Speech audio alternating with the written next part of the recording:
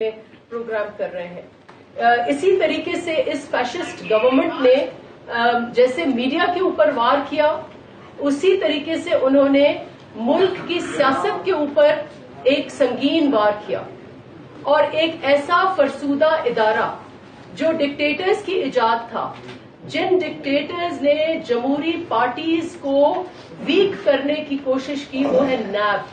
और एक बार फिर इस नैब को नए सिरे इजाद किया गया और नैब को इस्तेमाल किया गया।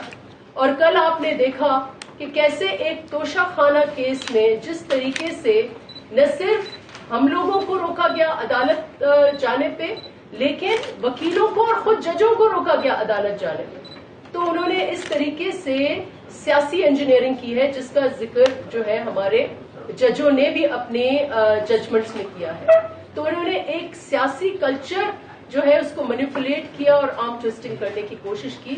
और ये अगेन जो जियाउल हक की जन्म भूमि ये जन्म मना रहे हैं, ये उसी का रूह है जिसके तहत आप सियासत, इस मुल्क के सियासतदान और सियासी कल्चर जो है उसको आप दबाने की कोशिश कर रहे हैं।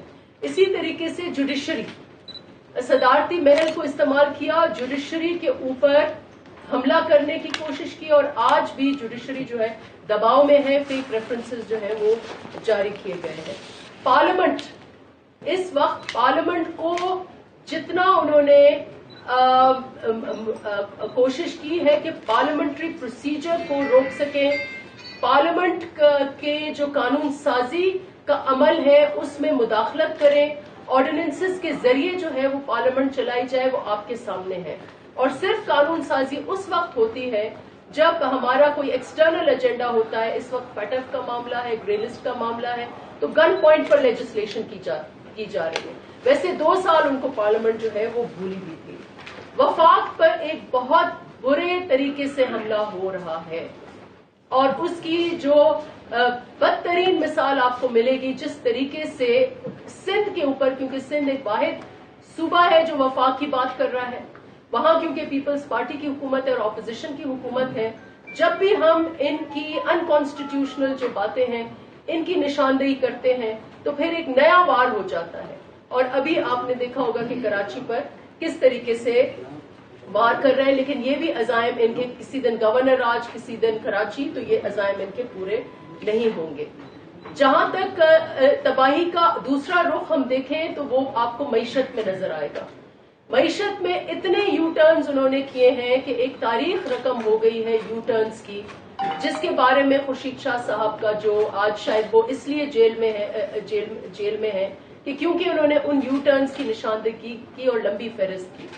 जिन्होंने कहा कि हम कर्जे नहीं लेंगे, जिन्होंने कहा कि हम खुद मुख्तार मुल्क बनाएंगे, आज इन 2 सालों में जितने तेजी से इन्होंने कर्जा लिया है, पाकिस्तान की तारीख में इतना कर्जा नहीं लिया गया जितने तेजी से इन 2 सालों में लिया गया है।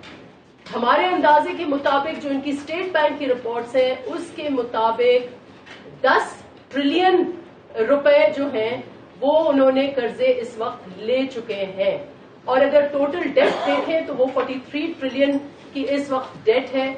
और ये अब पहले तो खान साहब गिनाते थे कि एक बच्चा जो है पाकिस्तान का वो कितना कर्जई है। अभी मैं वजीरों को चैलेंज करती हूँ कि अब बता दें, जिस वक्त खान साहब आए तो हर बच्चा कितना मकरूज था, और अब जब खान साहब को 2 साल हो गए हैं तो हर बच्चा जो है वो कितना मकरूज है। PTMIF, हमारे चेयरमैन कहते हैं कि इस वक्त PTMIF की हुकूमत है, क्योंकि दोनों तरफ PTMIF है। IMF के मुआहिदा, IMF के 2 लोग जो इधर भेजे गए हैं वो कर रहे हैं, तो दोनों तरफ IMF के हैं। और IMF ने इस मुल्क को आपने देखा है कि IMF के मुआहिदे जिस तरीके से इन्होंने साइन किए हैं उसमें कर्जों का पूरा के पूरा बोझ जो महंगाई की शक्ल में है वो आपके, हमारे और हमारे बच्चों के ऊपर वो महंगाई का बोझ जो है या महंगाई का बम जो है वो गिरा हुआ है। इसमें आप कीमतें देख लें, 2013 में आटे की कीमत क्या थी, इस वक्त आटे की कीमत क्या है, 100% इजाफा है। 2013 में हमारी हुकूमत, जिस नहज पर हमने हुकूमत छोड़ी, इसी तरीके से चीनी की कीमत उस वक्त क्या थी और वो अगेन अबाउट 170-80% उसमें इंक्रीज हुआ है। पेट्रोल की कीमतें उस वक्त बैन अल-अक़वामी कीमतें जो हैं आज की कीमत से 3 गुना ज्यादा थीं और उस वक्त पेट्रोल की कीमत इस मुल्क में इस वक्त से 40-50% कम थी। तो ये आप प्रोपोर्शन जो देखें तो इस वक्त महंगाई की सुनामी जो है उसने आपकी कमर तोड़ दी है। तो ये सारी तबाहकारियां जो है ये सारा इस पर हमने मेंशन किया है। एक और PGMIF की हुकूमत के बाद अब PGMI FATF की हुकूमत इस वक्त राज कर रही है और FATF ने जो कंडीशंस तो वो अपने तरीके जो लिखी हैं ये 2 हाथ आगे जाकर ऐसे कानून लेके आ रहे हैं कि कल हमारे बिजनेसेस जो हैं वो बंद हो जाएंगे। मनी लॉन्ड्रिंग की आड़ में नैब से ज्यादा घिनौने तरीकेकार जो हैं वो शुरू होंगे।